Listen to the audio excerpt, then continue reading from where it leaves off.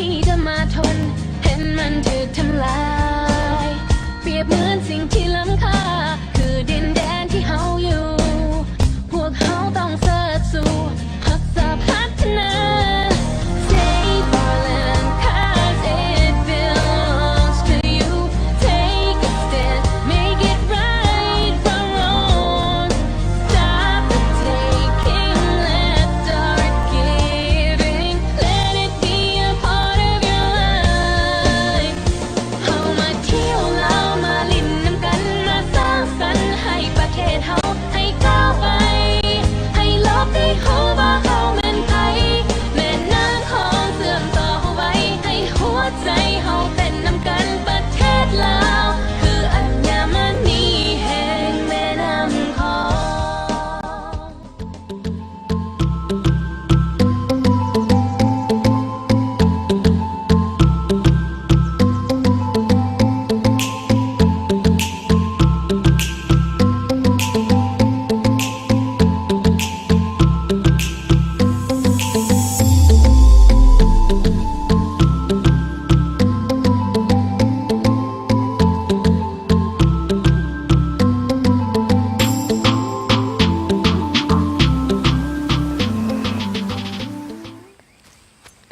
สบายดีท่านผู้ชมที่เคารพมาพบกับข้าพเจ้าเอกสินเขาสินเคยเนาะกับรายการเที่ยวเดนเมืองเสียง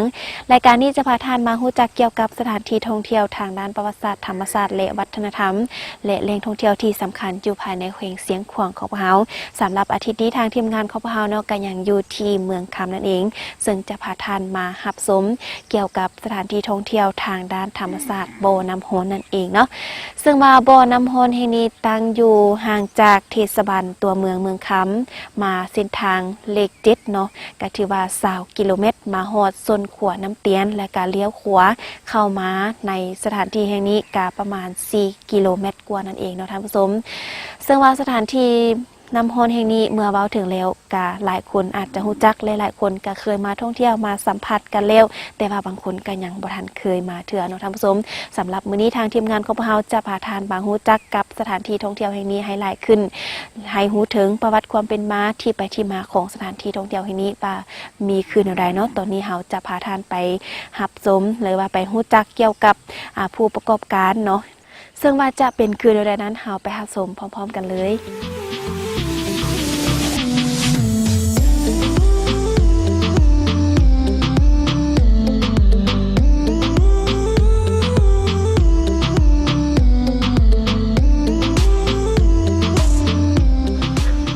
เจ้าท่านผู้ชมตอนนี้ข้าพเจ้าก็อยู่กับผู้ประกอบการเนาะหรือว่าผู้พัฒนาผู้ปรับปรุงบูรณะสถานที่ท่องเที่ยวธรรมศาสตร์แห่งนี้เนาะอยู่กับป้าสีดาดาลาบงนั่นเองเนาะเราไปพบกับเพื่อนกันเลยเจ้าสบายดีป้าสบายดีเจ้าสบายดีเนาะก่อนอื่นอยากให้ป้าเล่าถึงประวัติความเป็นมาที่ไปที่มาของสถานที่ท่องเที่ยวทางด้านธรรมศาสตร์โบน้ำฮ้อนแห่งนี้ว่ามีคือแนวใดเด้เจ้าประเทศโบน้ำฮ้อนแห่งนี้ก็คือพวกเราฮู้นำกันแล้วว่ามันก็มีแต่ดึกดำบรรพ์ตั้งแต่หลายชื่นคนมาเนาะแล้วผ้าหลังปลดปล่อยมาลื้อแล้วทางแข็งเพิ่นจึงค่อยมาพูดว่ามีน้ำฮ้อนนี่แล้วนะเพิ่นจะได้มากวดพบว่ามันมีเรื่องน้ำฮ้อนอยู่นี่แท้แล้วเพิ่นก็ได้ค่อยพัฒนาเนาะแปลงเส้นทางเข้ามาหาแล้วก็ปรับปรุงเป็นบ่อนอาบน้ำน้อยๆเป็ดลินมา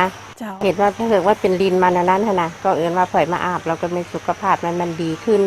จะเก็บสิ้นโบเก็บผ้าเก็บหัวอะไรอย่างก็จะมาอาบนะแล้วมันดีในเมื่อดีแล้วนั้นเราก็บทันได้มีเงินมีอย่างได้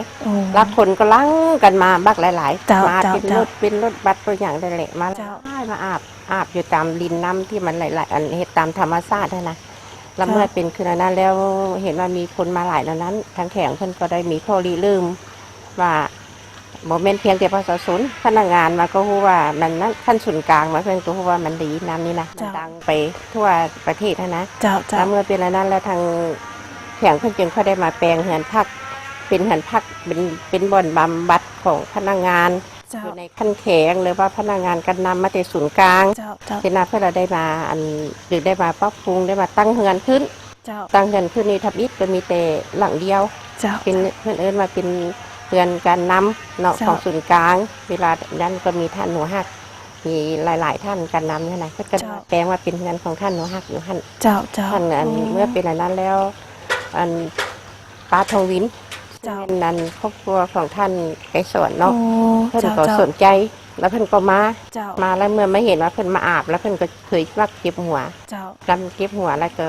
คือดังพวกหอหูอะไรเพื่อนก็เก็บหัวมือนึงก็เป็นต้องได้หาคนคันเลยเป็น7 เทื่อ 8 เทื่อ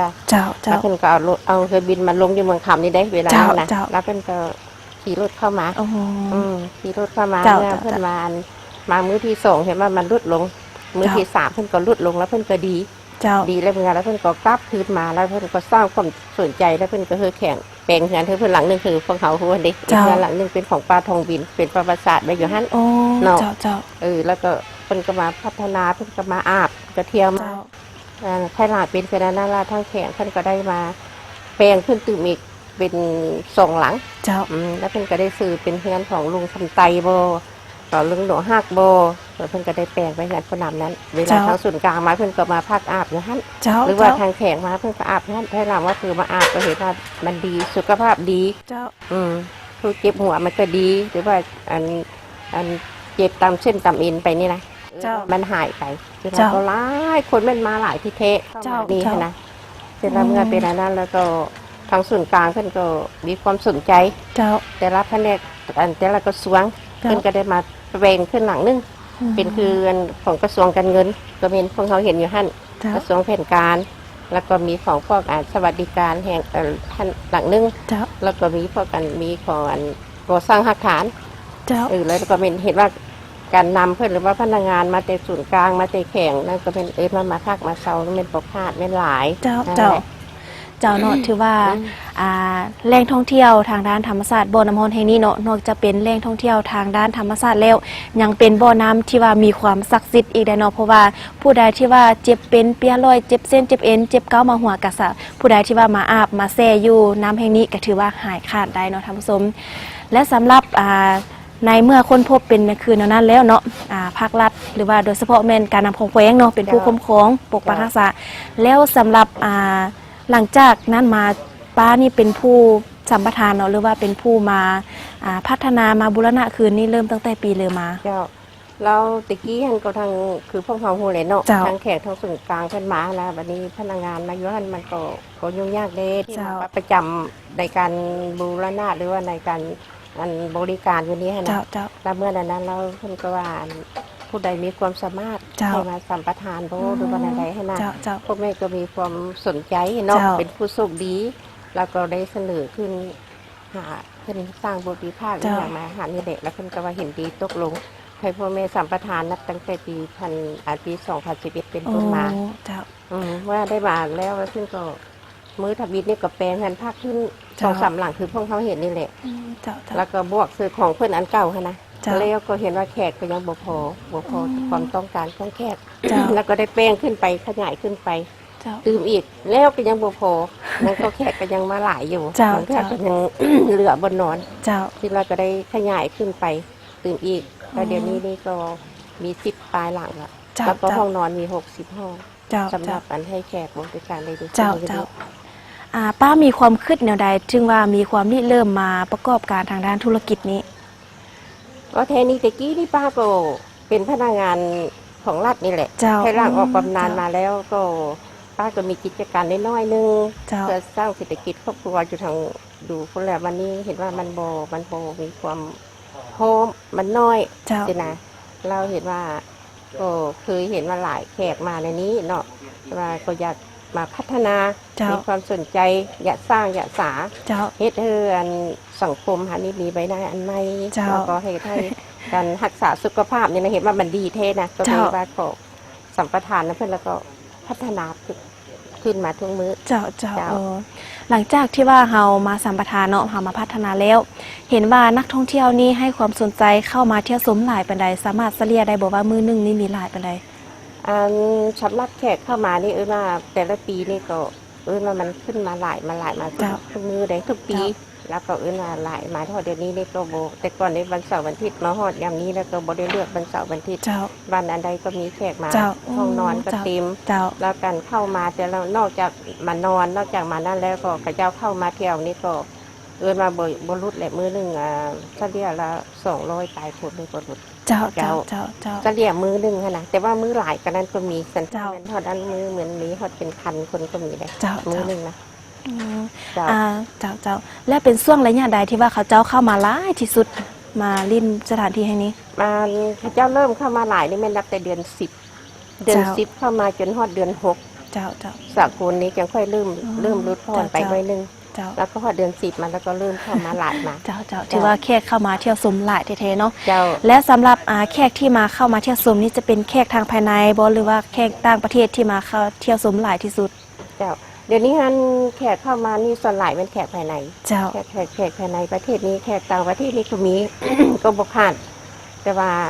ก็บ่เท่าคนแขกภายในเขาเจ้าเฉลี่ยแล้วก็ต่างประเทศนี่ก็จะมีประมาณ 40% นี่แหละเจ้าสำหรับแขกที่เข้ามาเนาะสำหรับค่าบริการเดจะเก็บค่าบริการแขกภายในเก็บแนวใดแขกต่างประเทศเดเขาจะเก็บค่าบริการกันแนวใดเจ้าสำหรับอยู่นี่แขกภายในและแขกต่างประเทศนี่เก็บราคาเท่ากันเจ้า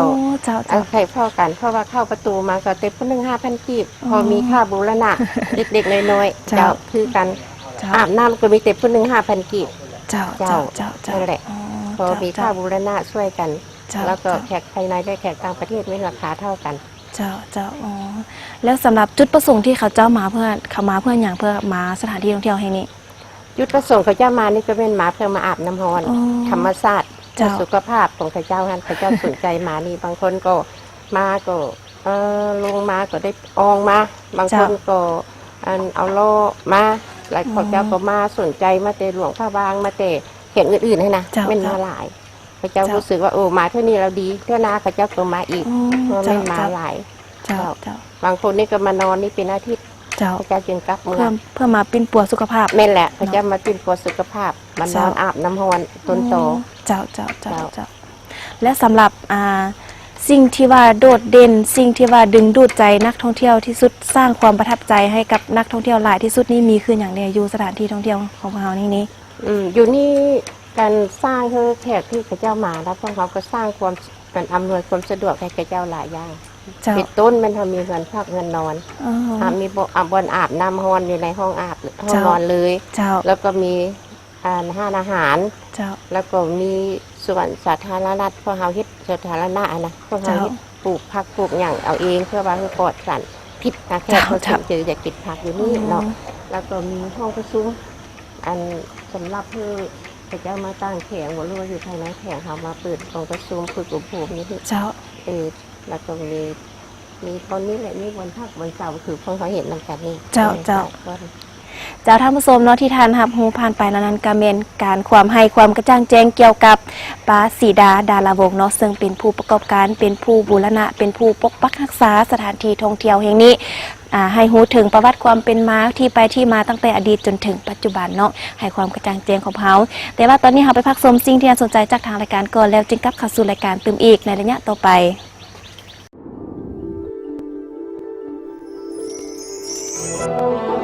ประเทศลาวเป็นดินแดนที่สวยงามอุดมสมบูรณ์ไปด้วยธรรมชาติที่หลากหลาย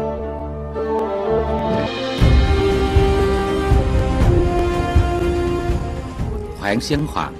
มีหลายชนเผ่าดำรงชีวิตอยู่ร่วมกันประกอบด้วยบรรดาแหล่งท่องเที่ยวทางธรรมชาติวัฒนธรรมและประวัติศาสตร์อันสร้างสิ่งจูงใจให้แก่นักท่องเที่ยวทางภายในและต่างประเทศสถานที่ท่องเที่ยวก็หลากหลายเช่นบ่อน้ำอุ่นถ้ำปิ่ววัดธาตุฝุ่นพงไหอีเป็นสถานที่ท่องเที่ยวอันสำคัญเมื่อย่างเข้าไปท่านจะรู้สึกได้ถึงความยิ่งใหญ่ของวัฒนธรรมอันรุ่งเรืองในอดีต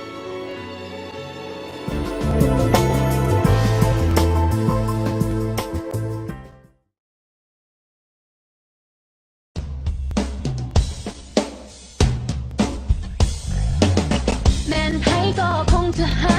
สิ่งที่เป็นของตนจะมีภัยที่จะมาทนเห็นมันถูกทำลายเปรียบเหมือนสิ่งที่ล้ำค่าคือดินแดนที่เฮาอยู่รายการนี้ออกอากาศในตอนแรงวันเสาร์เวลา 20:15 น. หา 20:45 น. และจะออกอากาศคืนอีกครั้งหนึ่ง ในตอนเสาร์วันอาทิตย์เวลา 7:45 น. หา 8:15 น.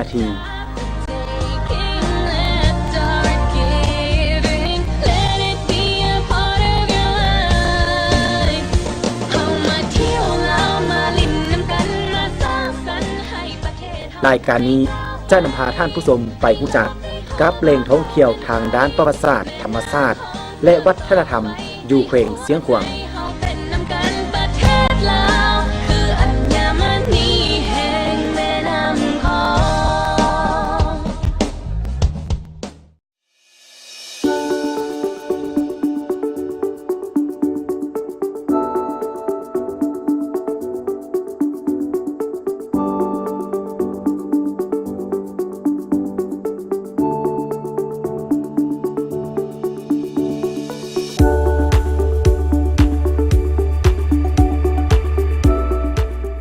พัฒนาการท่องเที่ยวให้มีความยืนยงตามทิศส่งเสริมการท่องเที่ยวธรรมศาสตร์ประวัติศาสตร์และวัฒนธรรม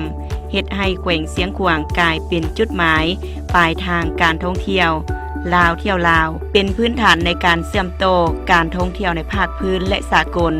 พัฒนาและส่งเสริมการท่องเที่ยวให้กลายเป็นแขนงการเศรษฐกิจนำหน้าช่วยให้ประชาชนมีเวียกเฮ็ดงานทำและหลุดพ้นออกจากความทุกข์ยาก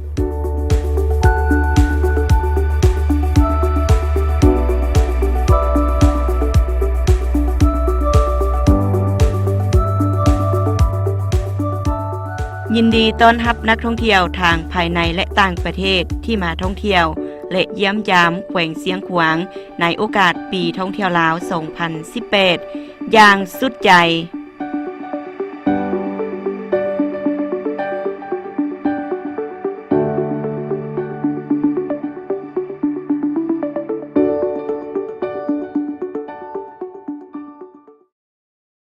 จากท่านผู้ชมกลับเข้าสู่รายงานที่2ของทางรายการเนาะทานกระหูจักไปแล้วเกี่ยวกับประวัติความเป็นมาการบริการกิจกรรมอยู่ในสถานที่ท่องเที่ยวแห่งนี้เนาะและตอนนี้อยากจะถามท่านว่าเนื่องในโอกาสปีท่องเที่ยวลาว 2018 นี้เนาะและงานมหกรรมกีฬาแห่งชาติครั้งที่ 11 ที่แขวงเสียงขวางของเฮาเป็นเจ้าภาพและบุญมอมอนี่ก็คือบุญปีใหม่ลาวเนาะที่จะมาถึงท่านมีความพร้อมมีการกะเกียมแนวใดเพื่อว่าจะรองรับแขกที่จะเข้ามาเที่ยวชมสถานที่แห่งนี้ให้ได้หลายที่สุดเจ้าเอาการกะเกียมการรับตอนแขกในอันคือที่ได้ว่ามานี่นะเนาะเราอยู่นี่ก็ได้เกียมพร้อมโดยเฉพาะเป็นห้องนอนเจ้าห้านอาหารเจ้าและบนอาบน้ำเจ้าอันนี้ได้เกียมพร้อมเนาะแล้วก็คือทางพวกเราจะน้อยจะได้ไปเห็นว่าได้แปลงอยู่ถึงหันอีกเจ้าบุญมหกรรมไม่อย่างประวัติศาสตร์กีฬางานมหกรรมกีฬาศาสตร์ครั้งที่ 11 เนาะเพราะว่าเจ้าแล้วเป็นห้องเขาก็จะห้องรับคือแขกได้ตึมประมาณ100ห้องนอนเจ้าแล้วก็บนอาบน้ำสถานที่ต่างๆนี่ก็ได้กะได้เกียมเพื่อมันได้หลายเดือน5นี่แห้งหลายแขกก็คือกันเจ้าจากท่านผู้ชมเนาะสถานที่ท่องเที่ยวทางด้านธรรมศาสตร์โบน้ำฮ้อนเมืองคำแห่งนี้ก็ถือว่าทางเข้ามาก็สะดวกสบายและห่างจากตัวเมืองก็20 กิโลเมตรเท่านั้นเนาะก็ถือว่าสามารถมาสัมผัสมาอาบน้ำอุ่นอยู่สถานที่ท่องเที่ยวแห่งนี้ได้เนาะท่านผู้ชมในเนื่องโดยเฉพาะกระเมนบุญปีใหม่ลาวที่จะมาฮอดมาถึงนี้และตอนนี้เนาะจะพาท่านผู้ชมไปรับชมบรรยากาศไปสัมผัสความสวยความงามของสถานที่ท่องเที่ยวแห่งนี้ว่าจะมีขึ้นในนั้นเฮาไปรับชมพร้อมๆกันเลย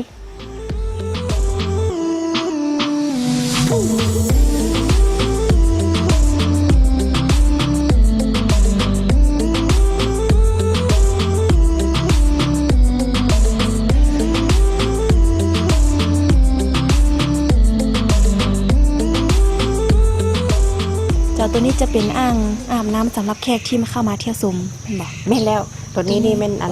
งอาบน้ำสำหรับแขกที่มาเที่ยวชมเจ้าพระเจ้ามาอาบที่หลายๆคนพระเจ้าอาบหลังกันนี่เจ้าหลายๆคนอยู่นี่แหละโอ้จะไล่ค่าบริการให้กับแขกที่เข้ามาอาบน้ำนี่คืออะไรอันนี้ตัวนี้ต้องอ่างตัวนี้นี่ไล่ค่าบริการให้พระเจ้าผู้หนึ่ง10,000 กีบผู้หนึ่ง10,000 กีบเนาะถือว่าสะดวกสบายเนาะหลังจากที่ว่าเฮาอาบน้ำนี่แล้วเฮาก็สามารถขึ้นไปพักผ่อนเนาะมีตู้พักผ่อนได้พักผ่อนอยู่ก็มีบนพักผ่อนอยู่นี่อยู่ตามตึกตะบอนนี่แหละได้รับอัน จุบน้อยๆให้กับเจ้าพักผ่อนอาบดินอยู่นี่ เจ้าหลังจากที่ว่าเฮาอาบแช่น้ำอยู่ตัวนั้นแล้วเนาะแล้วก็กลับมาตัวนี้ แม่นแหละ กลับมา ล้าง มาล้าง ใส่บางเทื่อนี่เราอาจจะใส่สบู่หรือว่าอาบอยู่พี่ก่อน เจ้า แต่วันนี้เราใส่สบู่เปลี่ยนเครื่องเรียบร้อยหมดแล้วค่ะจะค่อยไปแช่อยู่อ่างหั่นเจ้า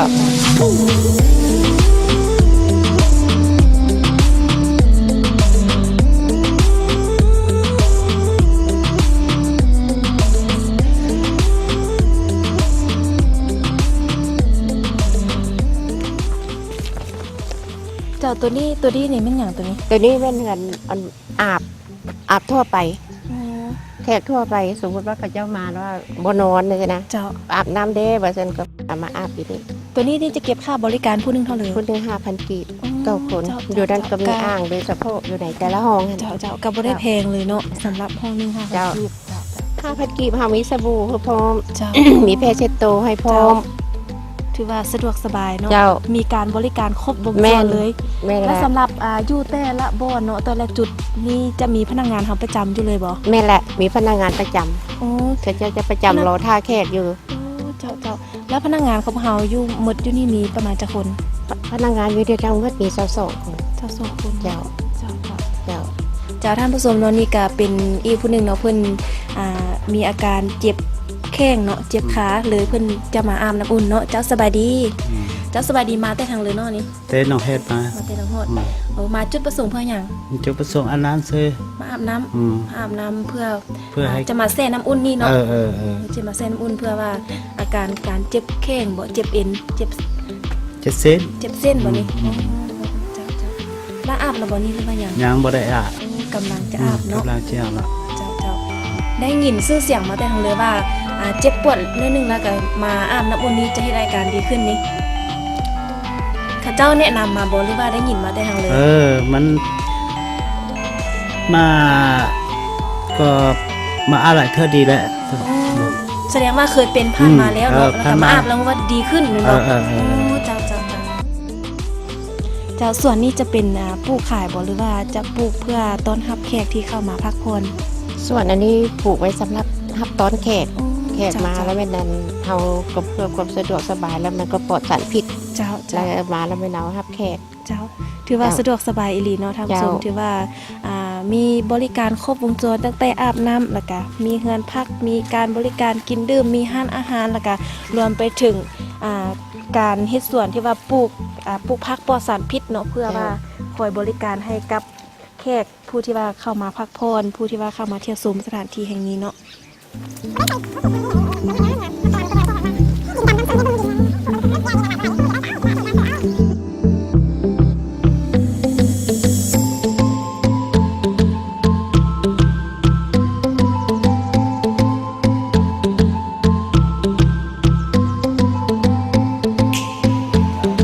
เจ้าตัวนี้ไม่อย่างตัวนี้ ตัวนี้เป็นทานอาหาร เจ้า เจ้าทานอาหารที่พวกเขาก็สามารถทับได้หลายคนอยู่ เจ้า แต่เพื่อได้ทอด200-300 คน เจ้า เจ้า ถือว่ามาจัดงานเลี้ยงงานสร้างสรรค์ต่างๆสามารถมาจัด ได้ เนาะ ได้ อืม งานเลี้ยงงานสร้างสรรค์นี่ก็สามารถจัดได้ เจ้า เจ้า เรื่องอาหารการกิน เรื่องอาหารการกินนี่ส่วนหลายอยู่ในเป็นอาหารพื้นบ้านพื้นเมืองเขา เจ้า เจ้ามันที่เขาเจ้าต้องการกินเป็นต้มไก่ลาดโบปิ้งไก่ลาดโบ เจ้า หรือว่ากินทอดนกแอ่นโบสินะ เจ้า กระบดได้ขาดเจ้า เป็นอาหารพื้นเมืองของ เป็นอาหารพื้นเมืองของแขกซึ่งขวางโดยเฉพาะ เจ้า เจ้าเหลือจากนั้นก็มีหลายอย่างเนาะที่ตามแขกสั่ง เจ้าเจ้า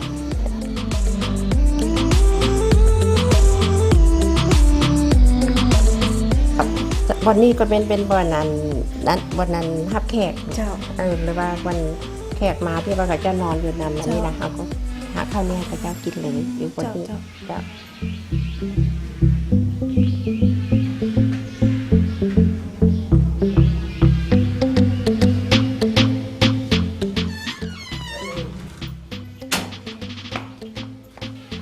เจ้าตัวนี้นี่จะเป็นห้องนอนเตียงเดียวเนาะ แม่แหละ เตียงเดียวแต่ว่าสามารถนอนได้อยู่ นอนได้กว่า2 คน นอนได้อยู่2 คนเนาะ แม่แหละ สำหรับห้องนี้นี่ราคา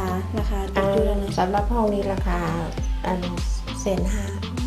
ราคา 3,500เนาะ เจ้าน อกจากห้องนอนเตียงเดียวแล้วยังมี2เตียงอีกบ่ มี2 เตียงก็มี เจ้า สองเตียง ตาม ก็ ความ ในราคา ต้องการ ตามความต้องการ ตามความต้องการของแขก แม่ ที่ แหละ จะเข้ามาพัก แม่ เนาะ แหละเจ้า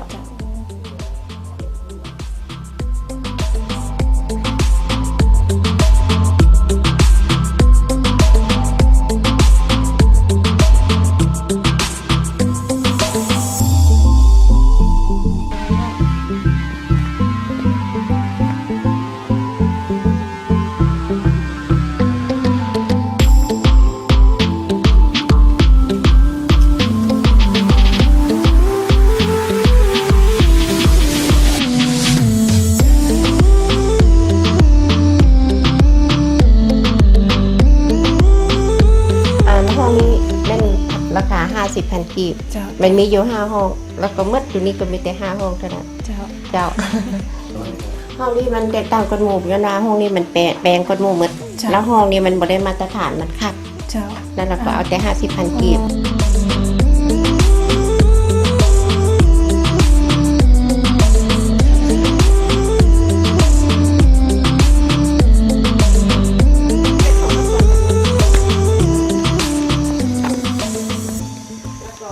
ห้องนี้เป็นอยู่ในราคาห้องแสนกีบ เจ้า มันแตกต่างห้องแสนห้าอย่างว่าตัวนี้นี่มันมีแต่แอร์บ่ได้มีโทรทัศน์ เจ้า แล้วก็มันอยากแคบกันหน่อยนึง เจ้า ที่เป็นห้องแสนห้าอยากคับหน่อยนึงแล้วเลยเป็นห้องแสนสาว เจ้าเจ้า เจ้า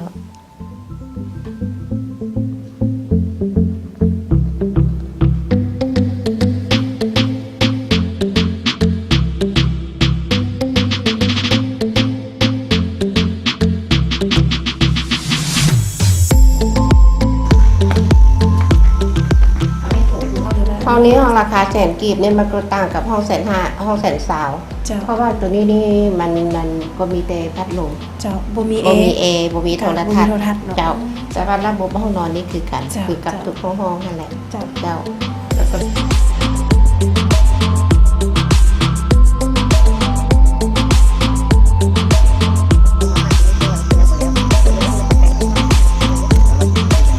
หละอันนี้เป็นนกกระจอกเทศ เจ้า ทำมาเลี้ยงกระโบแมนอยู่นี่ไทยประเทศโบแมนสวนสัตว์ เจ้า แม่นเลี้ยงบอลเล็กบอลน้อยแขกมาพอคือแขกได้ย่างหัดกายเบิ่งนะ เจ้าเจ้าน อกจากตัวนี้แล้วอยู่นั่นก็มีตัวหมีมีหมีตัวหนึงแล้วก็มีตัวฟาน ลงไปนั่นนะแล้วก็มีตัวมิ้นแล้วก็มีตัวหอน เจ้า เพราะว่าคือแขกย่างไปว่าเห็นอยู่บ่สัตว์ป่าแล้ว อันนี้ ก็เจ้าสัตว์แต่ละประเภทนี่เฮาได้ซื้อเอามาบ่ สัตว์แต่ละประเภทนี่เฮาซื้อเอามา ซื้อมาแต่ทางเดิน ตัวนี้นี่ก็เอามาแต่เวียงจันทน์นี่แหละแต่ว่าบ่ฮู้ว่าเพิ่นเอามาทางใดลุงอยู่เวียงจันทน์เพิ่นก็เลี้ยงหลายๆแล้วก็ไปเพิ่นเอามาให้เลี้ยง เจ้า เพิ่นนั่นปันให้มาเลี้ยง เจ้าถือว่านี่เป็นสิ่งหนึ่งที่ว่าสร้างความสนใจและดึงดูดนักท่องเที่ยวที่จะให้เขาเจ้าเข้ามาเที่ยวชมนอกจาก เจ้า จะมาเที่ยวชมบ่อน้ำร้อนแล้วก็ยังมีซับซาวาซิ่งแล้วก็มีสวนผักพืชแล้วก็ยังมีสวนสาธารณะมีทุกสิ่งทุกอย่างเนาะถือว่ามีความอุดมสมบูรณ์มีทุกสิ่งทุกอย่างที่ว่าแขกอยากจะเห็นอยากจะมาสัมผัสอยู่กับสถานที่ท่องเที่ยวแห่งนี้เนาะ เจ้าแม่นละ เจ้าเจ้า ก็ ถือว่ามีความสวยงามมีความอุดมสมบูรณ์หลายเนาะท่านผู้ชม เจ้า เนาะ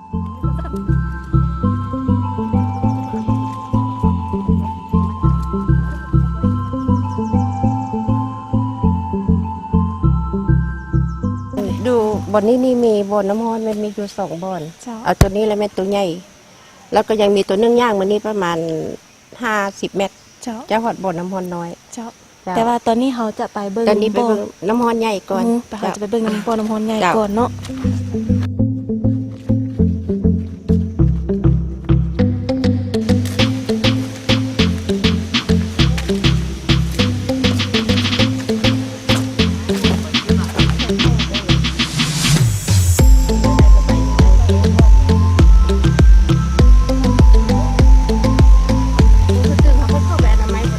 จ้าท่านผู้ชมเนาะอยู่ใน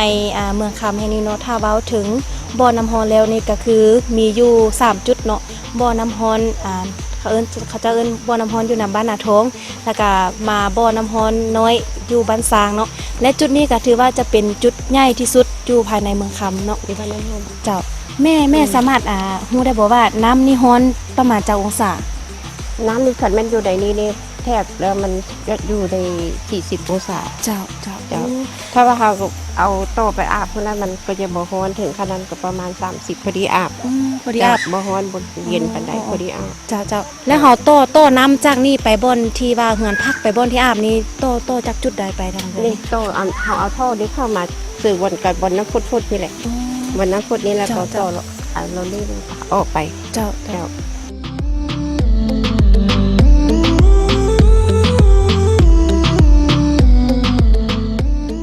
ตัวนี้พวกเราจะได้พากันย่างขึ้นมือโขนน้ำฮอนน้อยเนาะ เจ้า ไกลจากนี้ประมาณ50เมตร เจ้าเมื่อกี้เฮาไปมันบนใหญ่ น้ำฮอน เนาะ ใหญ่ อ๋อ ตัวเมื่อกี้ ตัวนี้จะไป เอาไปบนน้ำฮอนน้อย เจ้าที่บ้านเลย จากพอเราบางคนนี้เป็นฮอดบนน้ำฮอนน้อยแล้ว เจ้า ตัวนี้มันจะน้อยๆนี่มันออกพุดออกอยู่เท่านั้นแหละ เจ้า แล้วแต่เขาบ่ทันได้เอาไปใส่อยู่ในเหือนเพราะว่าบ่ทันได้บูรณะบ่ทันได้อนามัยอันนี้แล้วตัวนั้นมันก็พอแล้ว เจ้า แล้วถ้าว่ามื้อใดเขาขยายเหือนขึ้นตื่นมันจะเป็นทางก็ต้องเต้นตัวนี้ไปอีก เจ้าเพราะว่าตัวนี้ยังเป็นธรรมชาติอยู่เนาะ แม่นแหละธรรมชาติ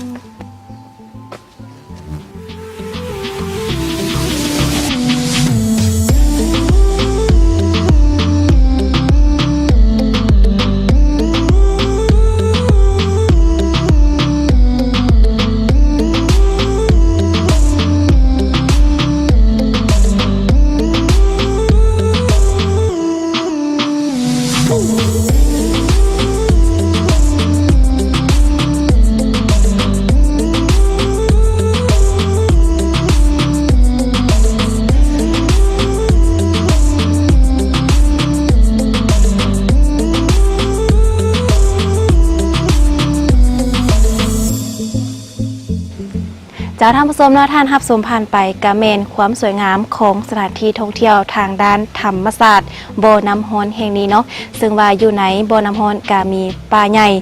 ซึ่งมีความอุดมสมบูรณ์ไปด้วยชีวนานาพันธุ์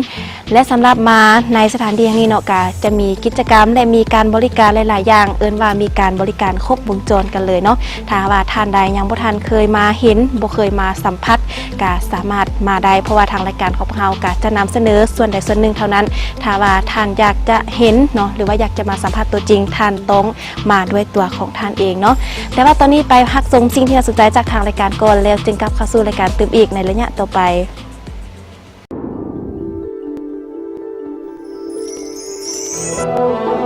ประเทศลาวเป็นดินแดนที่สวยงามอุดมสมบูรณ์ไปด้วยธรรมชาติที่หลากหลาย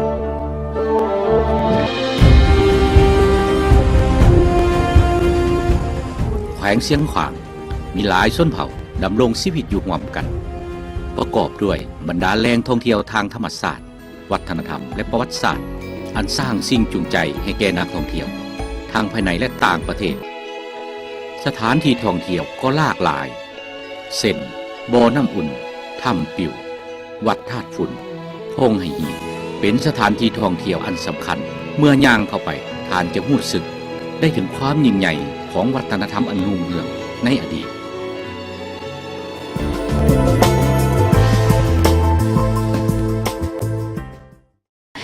ในที่ทางแผนการต่อหน้านี้จะมีการขยายกิจการหรือว่าจะมีการพัฒนาอันใดอีกเป็นสิ่งที่สำคัญหรือว่าการที่จะสามารถรองรับแขกให้ได้หลายขึ้นกว่าเก่า แต่ว่าในทิศทางต่อหน้านี้ เจ้า เห็นว่าผ่านมานี้เท่านี้เนี่ยมันก็บ่ทันตอบสนองความต้องการของแข เจ้าก แล้วในทิศทางต่อหน้านี้คิดว่าพวกเราจะขยายเหือนพัก เจ้า เหือนพักนี้ตึง เจ้า แต่นี้ฮอดบุญมหกรรมกีฬาเนาะ เจ้า มันจะให้ได้ตึง100ห้องทำห้องแขกเพื่อไปได้ตามความต้องการ เจ้า อันนั้น เจ้า แหละแล้วก็จะบึงก่อนเลยที่โบทันกรุบทันงามก็จะ เจ้า บูรณะคือตื่นอีก เจ้าเจ้า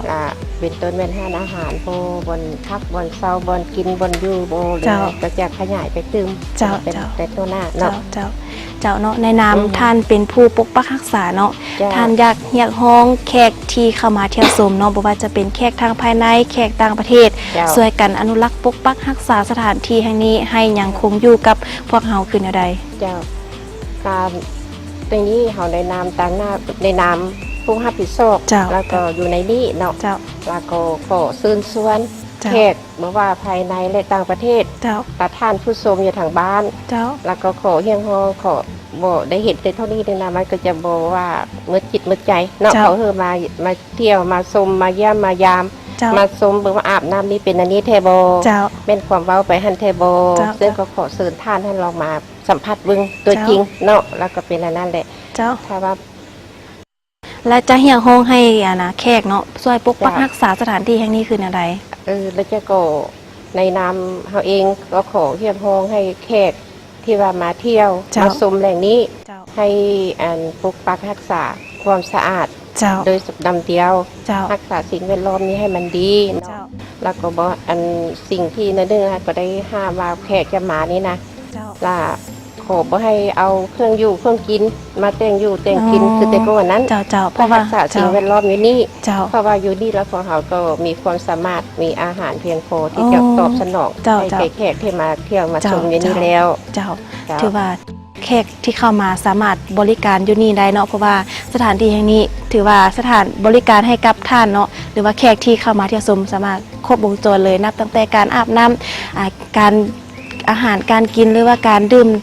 อาหารทุกประเภทถือว่ามีบริการให้ท่านครบทุกประเภทเลยเนาะเจ้าถ้าว่าแขกเนาะที่จะเข้ามาเที่ยวชมเฮาสามารถมาได้ทางใดและก็สามารถติดต่อมาได้คืออันใด เจ้า ที่จะมาแห่งนี้ เจ้าถ้าว่าแขกเนาะที่ว่าจะเข้ามาแห่งนี้นะ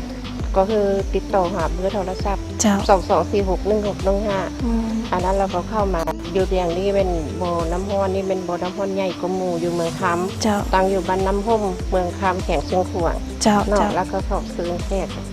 ทักทามแล้วก็เข้ามาชมมาเที่ยวได้ เจ้าเจ้า เจ้า เจ้าเนาะเนื่องในโอกาสนี้ก็ต้องขอบใจหลายๆเนาะ เจ้า ขอบใจหลายๆที่ท่าน เจ้า มาให้ความกระจ่างแจ้งเกี่ยวกับประวัติความเป็นมาตั้งแต่อดีตจนถึงปัจจุบันนี้เนาะ เจ้า เนื่องในโอกาสนี้ก็ต้องขอให้ท่านมีสุขภาพแข็งแรงประสบผลสำเร็จในหน้าที่การงาน และดำเนินธุรกิจให้เจริญรุ่งเรืองขึ้นไปเรื่อยๆเนาะเจ้าขอบใจห ขอบ ลาย ใจ ๆ เจ้า เจ้าท่านผู้ชมเนาะที่ท่านรับชมผ่านไปแล้วนั้นก็แม่นการให้ความกระจ่างแจ้งจากผู้ประกอบการอยู่สถานที่ท่องเที่ยวทางด้านธรรมศาสตร์แห่งนี้เนาะซึ่งว่าสถานที่ธรรมศาสตร์แห่งนี้ถือว่ามีความเป็นธรรมศาสตร์เป็นสิ่งที่ธรรมศาสตร์สร้างขึ้นเนาะท่านผู้ชมท่านใดที่ว่ายังบ่ทันเคยมาก็สามารถมาสัมผัสมาท่องเที่ยวได้ เพราะว่าสถานที่ท่องเที่ยวแห่งนี้ก็ถือว่าเส้นทางเข้ามาก็สะดวกสบายเนาะก็ถือว่าบ่ไกลจากตัวเมือง และเมื่อเข้ามาฮอดนี้แล้วก็ถือว่า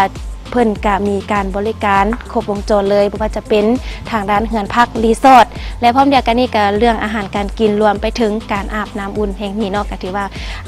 ท่านใดที่ว่ายังบ่ทันมาก็สามารถมาสัมผัสด้วยตนเองได้ถ้ามื้อนี้ทางทีมงานของพวกเราถือว่าจะนำเสนอส่วนใดส่วนหนึ่งเท่านั้นถ้าหากว่าท่านอยากมาเห็นมาสัมผัสด้วยตัวเองท่านก็สามารถมาได้อยู่ที่บ่อน้ำร้อนเมืองคำแห่งนี้ซึ่งตั้งอยู่บ้านน้ำพมแห่งนี้เนาะท่านผู้ชมตอนนี้มาดำเนินมาฮอดนี้ทางรายการของเราก็ถือว่าใกล้จะหมดเวลาแล้วถ้าหากว่าท่านผู้ชมท่านใดติดตามรับเบิ่งรับชมรายการของเราไปแล้วหากมีคำตำหนิติชมเนาะอยากจะตำหนิติชมรายการของเราก็สามารถแนะนำกันเข้ามาได้ที่หมายเลขโทรศัพท์0612133498ในโมงรัฐการทางทีมงานของเราพร้อมแล้วที่จะรับเอาคำตำหนิติชมของท่านมาปรับปรุงรายการของเราให้ดีขึ้นกว่าเก่าเนาะสำหรับในอาทิตย์หน้าเนาะทางทีมงานของเราจะพาท่านไปรู้จักไปสัมผัสกับสถานที่ท่องเที่ยวแห่งใดนั้นต้องติดตามในอาทิตย์ต่อไปในโมงเวลาเดียวกันนี้เนาะสำหรับมื้อนี้ผู้ดำเนินรายการพร้อมกับทีมงานรายการเที่ยวเด่นเมืองเสียงก็ต้องขอลาท่านผู้ชมไปก่อนสบายดี